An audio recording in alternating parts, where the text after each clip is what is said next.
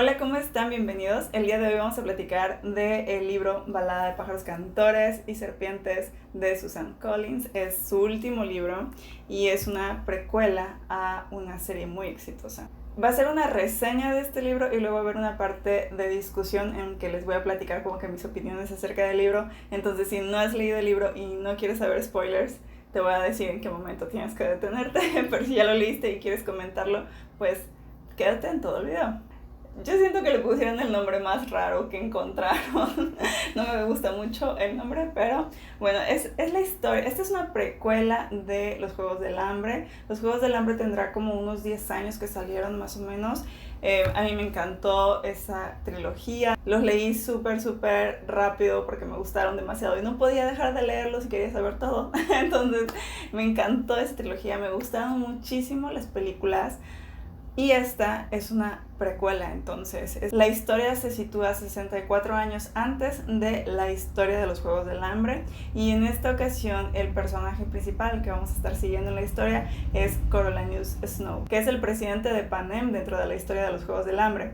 Pero aquí Coriolanus Snow se encuentra en la academia, en lo que vendría siendo como la preparatoria, y va a desempeñar este papel de estudiante y también de mentor dentro de los Juegos del Hambre. O sea, si nos vamos 64 años antes en Panem, es un Panem muy diferente al que nos encontramos ya en los Juegos del Hambre, totalmente diferente. Los Juegos del Hambre se están como que estableciendo. De hecho, dentro de esta historia apenas tiene como 10 años que están surgiendo, entonces hay muchos ajustes, no son los Juegos del Hambre que nosotros conocimos en la primera trilogía. Esta es la primera ocasión que va a haber mentores dentro de los Juegos del Hambre y se dan cuenta, son mentores de Panem, es decir, de estudiantes de la Academia de Panem. Entonces es algo muy diferente, es una historia muy diferente a los Juegos del Hambre, pero que siento que da mucho contexto. Otra gran diferencia entre los Juegos del Hambre y este libro es que los Juegos del Hambre están escritos en primera persona y estamos siguiendo a Katniss. En este caso, este libro se escribe en tercera persona. Yo disfruto más de los libros o como que me adentro más en los libros cuando soy en primera persona, pero sí me logró como capturar toda la historia hasta el final.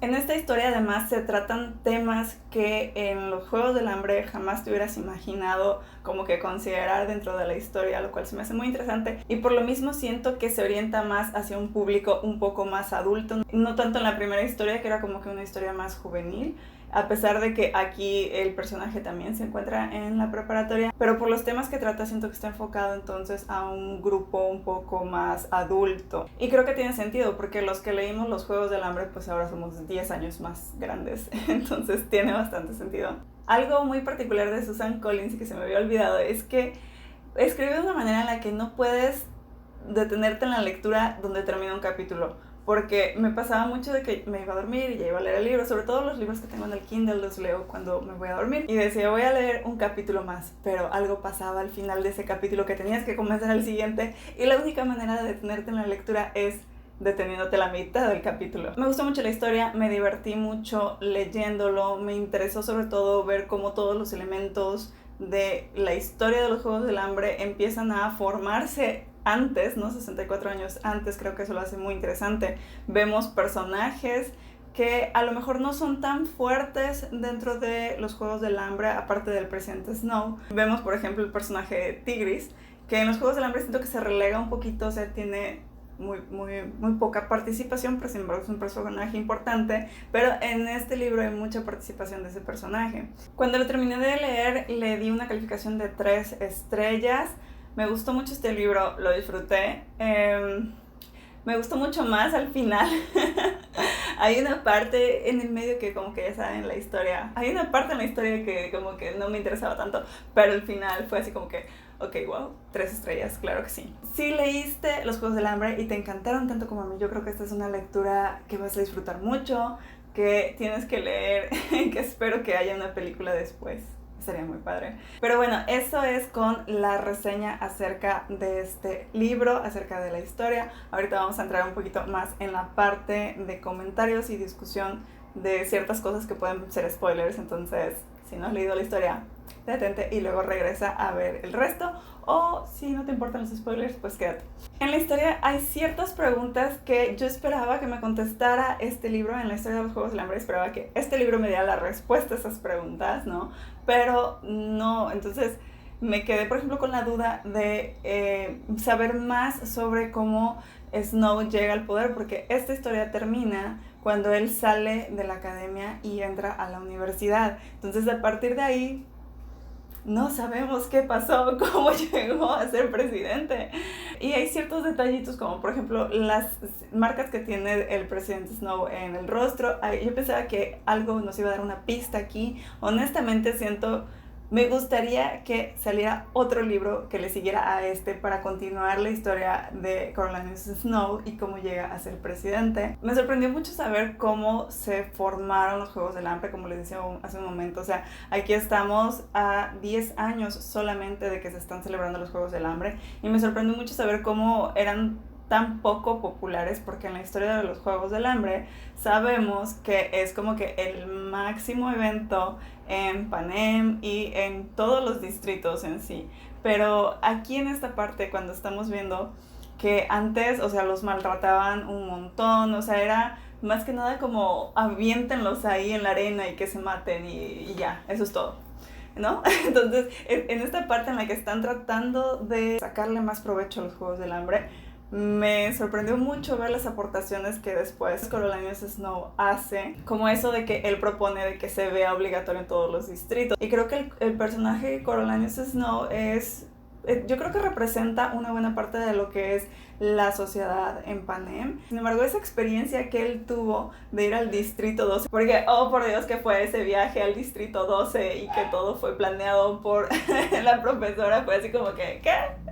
Yo estaba, o sea, igual que Coriolanus, no podía creerlo, no podía creer que todo hubiera sido planeado y que de todas maneras iba a regresar. Ese viaje de Panem le abre como que el panorama de cómo deben ser los Juegos del Hambre, ¿no? De que debe ser obligatorio verlo en todos los distritos, que deben parecer como algo más atractivo también para los distritos para ver, ¿no? De que el tributo que gana se le va a entregar entonces una recompensa a todos en el distrito. También a este se le va a poner una casa súper padre en una zona exclusiva del distrito. O sea, todas esas ideas que salen de ahí a mí me impresionó. También me sorprendió mucho de que en estos Juegos del Hambre de esta historia ganara alguien del distrito 12 y alguien que fuera como que tan débil, un personaje pues como que muy muy débil, sin embargo muy astuto.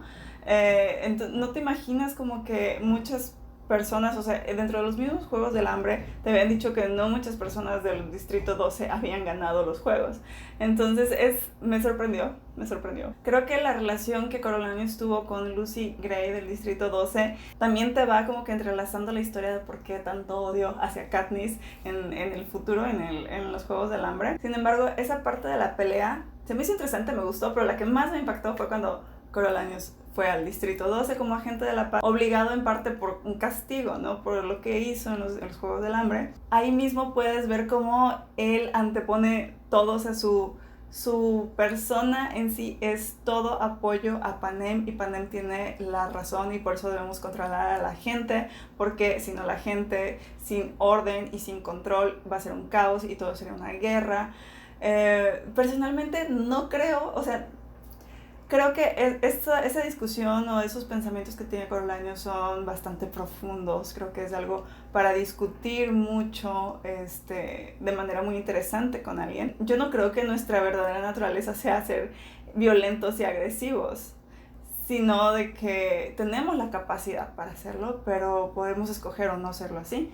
Y depende sobre todo de como las circunstancias en las que nos encontramos. Entonces todo esto se refuerza en Coriolanus cuando va al distrito 12. Y a partir de ahí trae todas estas maravillosas ideas para los Juegos del Hambre y para construir Panem como lo conocemos después en la trilogía. Y de esto pues parte también ese hecho de que decide delatar a su mejor amigo Sejanus, de que iba a traicionar a Panem apoyando a los rebeldes a huir y entonces lo matan y siento que ese fue el punto en el que se perdió Snow, en el que se formó Snow como lo conocemos. Y la parte que más me encantó, porque me dejó muy intrigada, fue cuando iba a huir con Lucy y al final no huyó porque encontró que podía regresar y tener la vida que había querido siempre y no simplemente vivir como que de la naturaleza y día a día y no.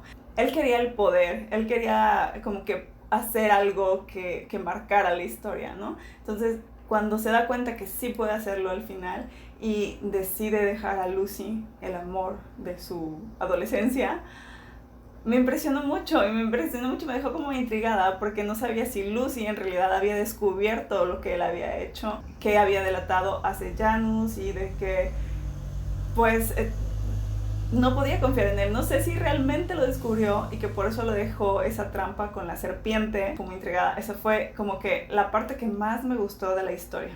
Pero si ustedes ya lo leyeron, cuéntenme qué les pareció, déjenme sus comentarios aquí abajo. Vamos a abrir un comentario donde sea exclusivo de spoilers para los que no quieren ver spoilers, pues no haya riesgo.